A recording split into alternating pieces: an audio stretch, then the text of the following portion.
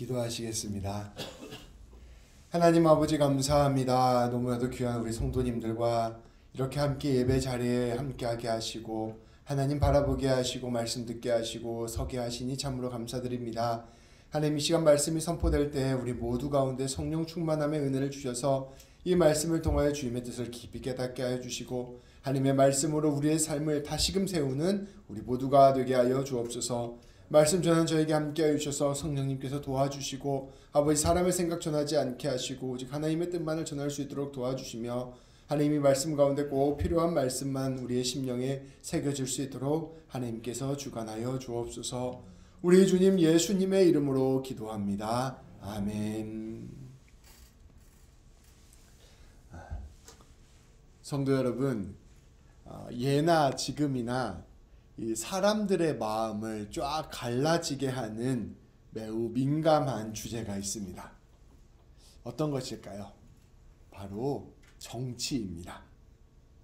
정말로 가까웠던 사이였음에도 불구하고 이 정치적인 입장이 드러나는 순간에 금세 생각이 갈라지고 마음이 갈라져서 다시 회복하지 못하는 경우가 참 많습니다.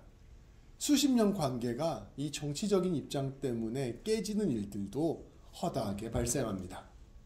심지어 가족들 사이도 갈라놓는 것이 바로 이러한 정치적인 입장 차이입니다. 그래서 저는 사실은 교회 안에서 목회자가 구체적으로 정치적인 입장을 이야기하는 것이 대체적으로는 지혜롭지 못하다고 생각합니다. 완전히 잘못된 것은 아니지만 그래도 참 조심해서 이야기해야 된다고 생각합니다. 왜냐하면 정치라는 것이 단순히 옳고 그름의 문제를 넘어서서 깊은 감정이 실려져 있고요. 세계관이 함께 담겨져 있는 이야기이기 때문입니다. 어떻게 이야기를 하더라도 반드시 오해가 있을 수밖에 없고 그 오해가 점점 더 커져서 큰 갈등의 불씨가 되기도 하기 때문입니다. 그래서 이 교회 안에서 이 정치적인 문제 때문에 갈라지고 다투고 싸우는 것만큼 사탄 마귀가 좋아하는 것이 없습니다. 사실은 우리 각자는 각자 다 정치적인 견해와 입장이 필요합니다. 이게 바로 민주사회를 살아가는 시민이자 주권자로서 우리가 가져야 하는 덕목이기도 합니다. 그런데 그 입장을 교회 안에서 또 공동체 안에서 주장할 때에는 매우 조심해서 사려 깊게 이야기를 나누어야 합니다. 그리고 사실 더 좋은 것은요, 자기 생각을 말하는 것보다는 언제나 다른 사람들의 이야기를 들어주는 편이 더 지혜롭습니다. 서로를 이해하고 품어주고 배려하면서 사랑하는 공동체, 너는 그렇게 생각하는구나, 서로 품어주는 공동체가 되는 지혜가 우리에게는 꼭 필요합니다. 이렇게 우리가 서로를 조심히 여기고 귀히 여기는 지혜가 있다면 그것만큼 하나님께서 기뻐하실 일이 없을 것입니다. 오늘 말씀을 시작하면서 왜 갑자기 이렇게 정치 이야기를 하느냐, 정치에 관한 말씀을 드리느냐 하면 오늘 말씀이 바로 이러한 정치 이야기를 중심으로 펼쳐지는 말씀이기 때문입니다. 오늘 말씀 13절, 14절 말씀을 함께 보겠습니다. 우리 함께 봉독하겠습니다. 그들이 예수의 말씀을 책잡으려 하여 바리새인과 헤롯 땅 중에서 사람을 보내매 와서 이르되 선생님이여 우리가 아노니 당신은 참되시고 아무도 거리끼는 일이 없으시니 이는 사람을 외모로 보지 않고 오직 진리로서 하나님의 도를 가르치심이니이다. 가이사에게 세금을 바치는 것이 옳으니까 옳지 아니니까 아니니까. 아멘. 우리가 지난주 말씀을 함께 나누었습니다. 그때 나누었을 때 우리 예수님과 예루살렘의 종교 지도자들이 정면으로 충돌하는 내용을 우리가 함께 나누었습니다. 예수님께서는 신앙의 본질을 회복하고 싶으셨습니다. 신앙의 본질이란 무엇이냐? 하나님을 만나고 하나님께 진실된 기도를 드리고 하나님을 사랑하고 하나님과 함께 교제하는 것, 말 그대로 하나님과 충만하게 함께하는 것이 바로 신앙의 본질입니다. 우리 예수님께서는 이것을 회복하고 싶어 하셨어요. 그런데 당시 종교 지도자들은 이러한 신앙의 본질을 사람들에게 이루어지지 못하게 하는 일들을 저지르고 있었습니다. 성전에서는요, 하나님을 만나고 하나님께 기도하는 것보다는 장사하는 일이 우선이었고 그들의 이익을 채우는 일이 우선이었습니다. 그러니까 우리 예수님께서 얼마나 속이 타시는지 성전에 들어가셔서 상을 엎으시면서 더 이상 이런 일을 하지 못하도록 막으셨습니다. 그리고 종교 지도자들이 가르치는 일들도 종교적인 규칙이나 율법만을 가르치면서 하나님을 그저 엄한 하나님, 벌 주시는 하나님, 그저 규칙을 지켜야 하는 그러한 하나님만으로 축소시켜서 가르치고 있었습니다. 성도들이 하나님을 만나고 하나님과 교제하고 하나님과 함께 해야 되는데 종교 지도자들 때문에 오히려 하나님으로부터 멀어지는 일들이 심하게 일어나고 있었던 것입니다. 예수님께서는 이러한 이들의 가르침을 비판하시면서 하나님께로 온전히 돌아갈 것을 계속해서 선포하셨습니다. 그런데 종교 지도자들은 이러한 것들을 자신들의 권위와 이익을 침해하는 일이라고 생각했습니다. 저 나사렛에서 온 별 볼 일 없는 사람이 감히 우리의 가르침을 논하고 성전을 논한단 말이냐. 저놈 이제 우리 죽여야겠다라는 마음을 종교 지도자들이 품었던 것입니다. 그래서 그때부터 이 종교 지도자들은요, 어떻게 해서든지 예수님의 흠집을 잡아서 예수님에게 책을 잡아서 예수님을 죽이려고 호시탐탐 노리고 있었습니다. 그때 이 종교 지도자들의 생각에 번뜩 떠오른 아이디어가 있었습니다. 사람들을 가장 격분하게 하는 일, 사람들의 비난을 가장 받게 하는 일, 사람들의 마음을 불나게 하는 일이 생각난 것입니다. 바로 정치적인 이슈였습니다. 이것 가지고 예수님에게 질문하면 예수님이 반드시 함정에 빠질 것이라고 생각한 것입니다. 그래서 예수님을 책 잡으려고 계략을 짰습니다. 당시에 예루살렘에 있었던 헤롯 왕과 바리새인을 함께 예수님께 보낸 것입니다. 헤롯 왕이란 헤롯 왕편에 서 있는 사람이었습니다. 근데 이 헤롯 왕이 어떤 왕이냐면요, 쉽게 말하면 로마 제국이 세운 이 얼굴 마담과 같은 왕이었습니다. 그러니까 어용 왕이죠. 그러니까 헤롯 왕이라고 하는 것은 로마 편에 선 사람들을 의미해요. 바리새인들은 어떠한 사람이냐면요, 이 나라의 해방, 민족의 해방을 꿈꿨던 사람들이었습니다. 우리가 철저히 율법을 지키고 철저히 계명을 지켜서 하나님께서 이 모든 이방 민족을 몰아내 주시고 새로운 다윗 왕국을 세울 것을 꿈꾸는 사람들이 바로 바리새인들이었습니다. 그러니까 이 바리새인들과 헤롯 왕은 정반대의 입장을 가진 사람이었던 것이죠. 오늘날로 따지면 좌파와 우파를 함께 예수님에게 보낸 것입니다. 그리고 이제 예수님을 그 두 사람을 앞에 두고 그 두 편을 앞에 두고 예수님에게 물어보는 것이죠. 예수님, 카이사르, 여기서 가이사는 카이사르인데요, 로마 황제예요. 로마 황제에게 세금을 내는 것이 옳은 일입니까? 옳지 않은 일입니까? 라고 물어보는 것이에요. 심지어 14절 말씀에 보면 예수님에게 잔뜩 아부를 합니다. 예수님은 진실하신 분이십니다. 예수님은 사람을 겉으로 판단하지도 않으시는 분이십니다. 예수님은 어느 편에도 서지 않으시는 분이십니다. 예수님은 하나님의 진리를 아시는 분이십니다. 자, 그렇게 훌륭하신 분이시니, 그렇게 대단하신 분이시니 이제 답을 한번 주십시오. 꼭 답을 주셔야겠습니까? 주셔야 되겠습니다. 가이사르 로마 황제에게 세금을 내는 것이 옳습니까? 옳지 않습니까? 물어보는 것입니다. 이것을 오늘날 말로 번역하면 딱 이런 거예요. 아주 훌륭한 지도자가 있어요. 목사님이 있어요. 이런 사람에게 가서 물어보는 거예요. 당신은 좌파입니까? 우파입니까? 예수님에게 가서 물어보는 것입니다. 당신은 좌파입니까? 우파입니까? 좌파를 아주 열심히 따르는 사람 앞에 세워놓고 우파를 열심히 따르는 사람 앞에 세워놓고 그 앞에서 예수님한테 물어보는 겁니다. 예수님이 대답해요. 나는 좌파입니다. 이러면 그때부터 이제 우파로부터 엄청난 비난을 받게 되겠죠. 나는 좌파입니다 라고 대답하는 순간 우파로부터 엄청난 비난을 받게 될 것입니다. 예수님께서 카이사르에게 세금을 내야 됩니다 라고 말하는 순간 바리새인들이 바로 들고 일어나서 예수님을 비난할 것입니다. 저 민족 반역자, 어떻게 우리를 지배하는 저 우상을 숭배한단 말인가? 라고 비난할 게 뻔했습니다. 그럼 예수님이 곧 죽음의 길로 걸어가게 되겠죠. 아마 예수님께서 가이사랴한테 세금을 내는 게 옳지 않습니다 라고 말하는 순간 헤롯 땅이 들고 일어날 것입니다. 너는 지금 로마 제국에 반역을 한단 말이냐? 이 로마 제국에 반역하는 사람이라고. 그러면서 바로 로마 제국에 일러 바칠 것입니다. 그러면 바로 예수님께서 끌려가서 처형을 당하게 될 것입니다. 어느 쪽 이야기를 하더라도 예수님이 살아날 구멍이 없는 그러한 질문을 예수님께 던진 것입니다.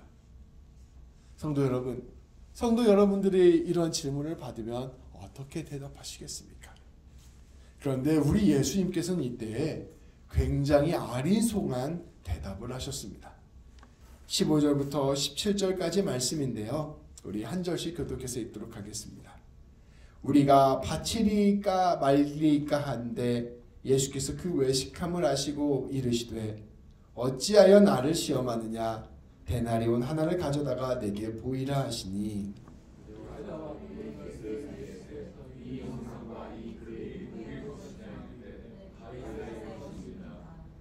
이에 예수께서 이르시되 가이사의 것은 가이사에게 하나님의 것은 하나님께 바치라 하시니 그들이 예수께 대하여 매우 놀랍게 여기더라. 아멘. 예수님께서는 이것이 함정이라는 걸 바로 아셨습니다. 세상의 모든 것을 아시는 우리 예수님께서 당연히 아시는 것이 당연할 것입니다. 예수님께서는 이 질문이 자신을 시험하시는 것을 아시고 왜 나를 시험하냐고 반문하셨습니다.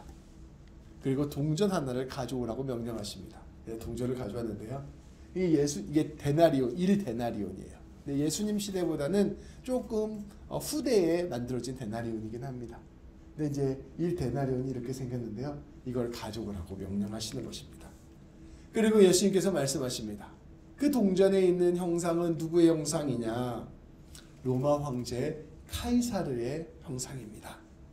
이 로마 동전에 있는 글은 누구의 글이냐? 로마 황제 카이사르의 글입니다.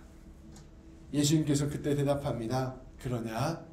그러면 카이사르의 것은 카이사르에게 바치고 하나님의 것은 하나님에게 바쳐라.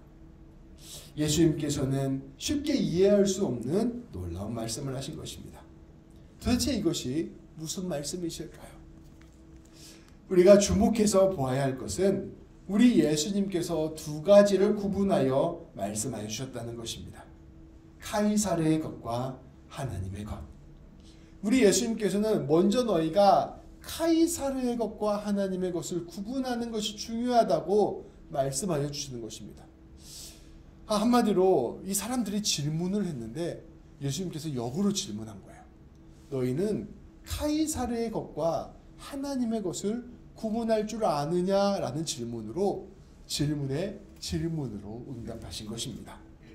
그래서 우리 예수님께서 하신 말씀을 유심히 듣는 우리는 이 두 가지를 먼저 구분할 줄 아는 것이 필요합니다. 카이사르의 것이라는 것은 무엇일까요? 로마 제국의 질서에 속하는 것입니다. 더 좀 나아가면 세상의 질서에 속한 것입니다.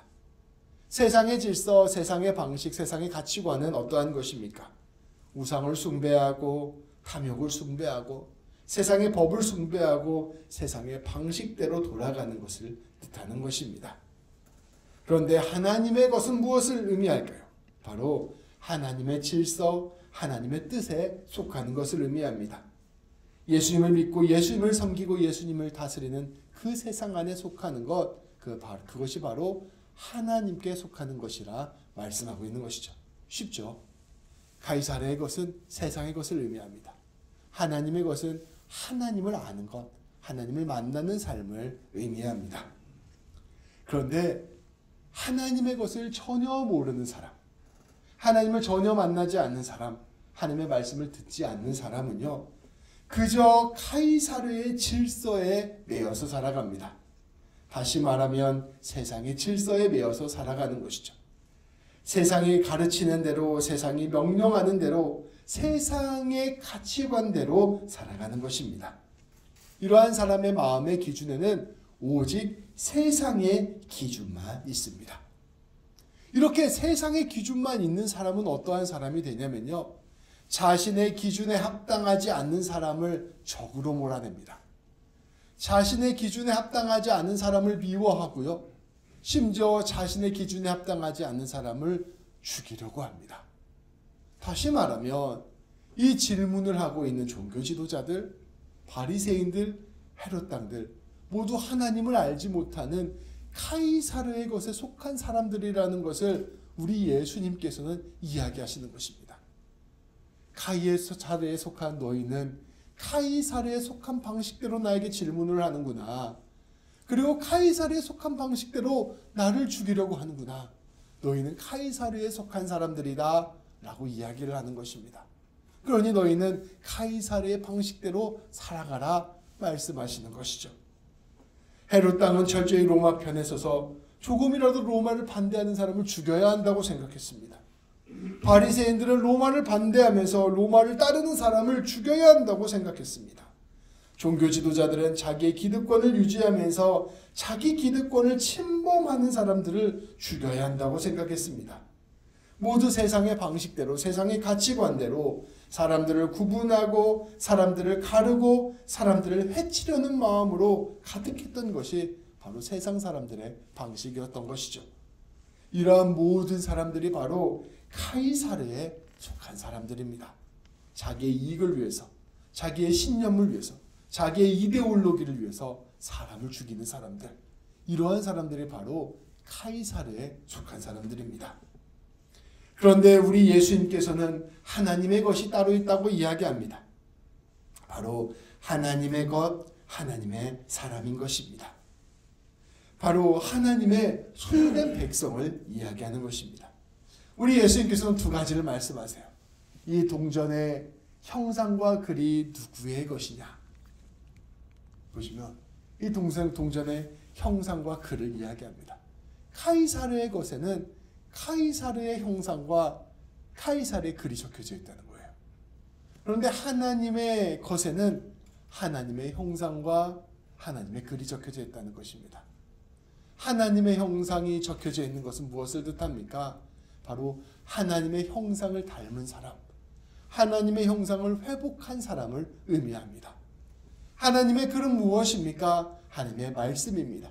말씀이 새겨져 있는 사람을 의미합니다. 그러니까 하나님의 것은 무엇일까요?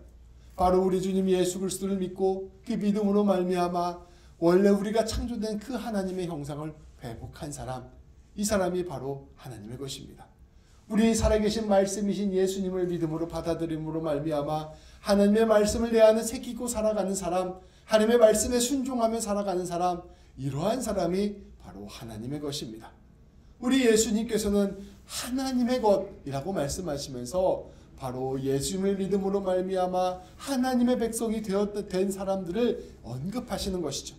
그 하나님의 백성이 된 사람들을 하나님께 드려야 한다라고 우리 주님은 말씀하고 계시는 것입니다.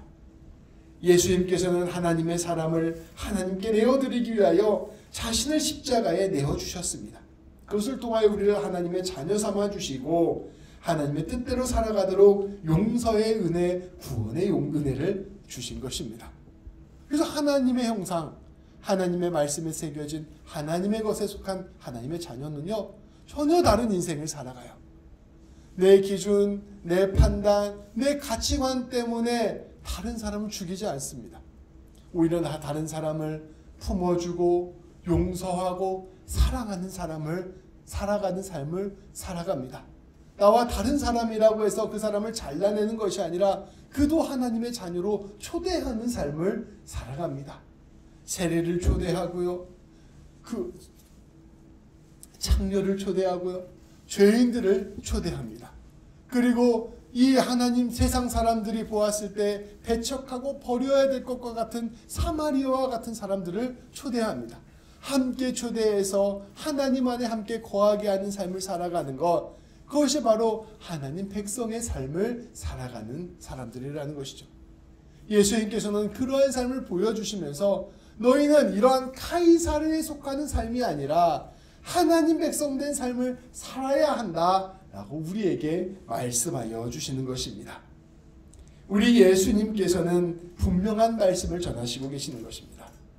로마의 세금을 내느냐 내지 않느냐, 또 로마를 지지하느냐 지지하지 않느냐, 또 오늘날로 따지면 좌파냐 우파냐 하는 것보다 더욱 근본적이고 중요한 것이 있다는 것입니다.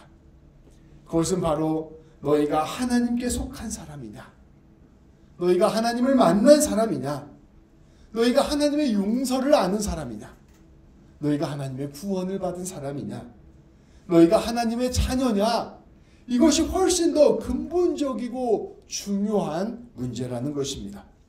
우리 예수님께서는 이 일을 위해 이 땅에 오셨고 그 하나님의 것이 되는 것이 너희가 마음 써야 하는 것이다 라는 것을 이야기해 주고 계시는 것입니다. 우리 예수님께서는 세상을 살아가는 세상의 질서와 세상의 기준으로 살아가는 사람들의 이야기를 훨씬 더 뛰어넘어서 근본적으로 사람이 어떻게 살아가야 하는가를 가르쳐 주시는 것이라는 것입니다. 성도 여러분, 이것을 아는 것이 중요합니다.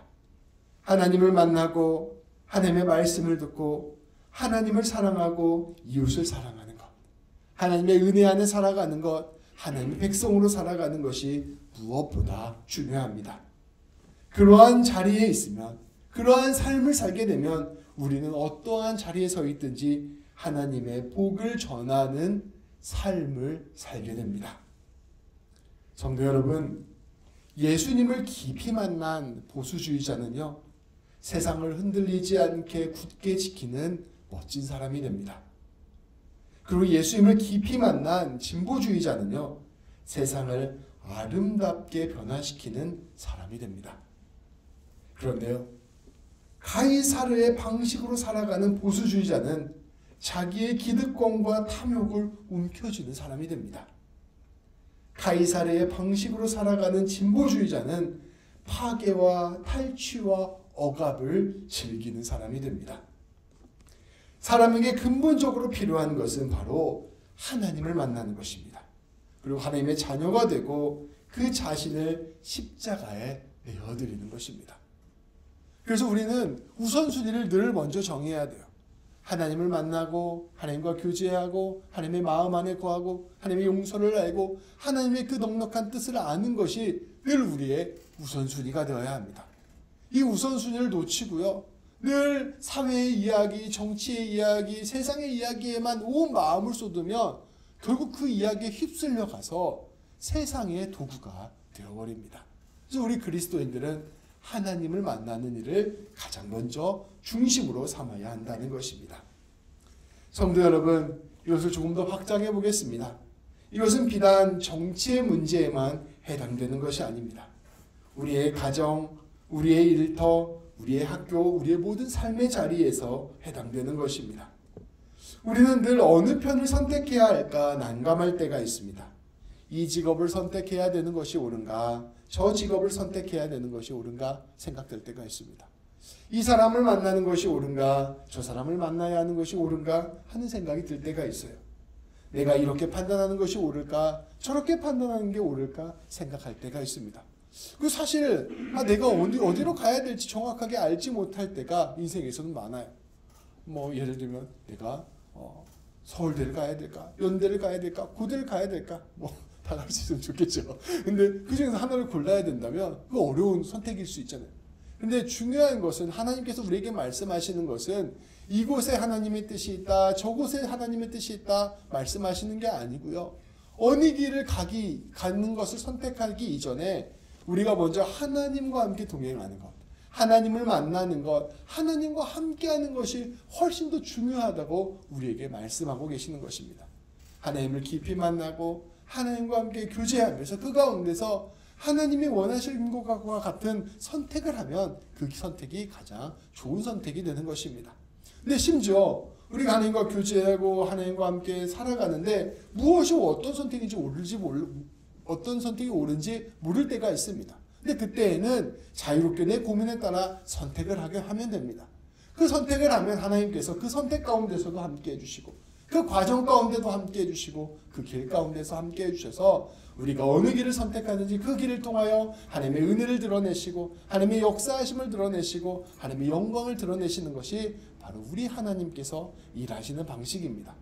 그래서 우리의 선택은 어느 길로 가느냐가 중요한 것이 아니라 어느 길로 가든지 하나님과 함께 하느냐가 중요하다는 것을 우리는 꼭 깨달아야 하는 것이죠.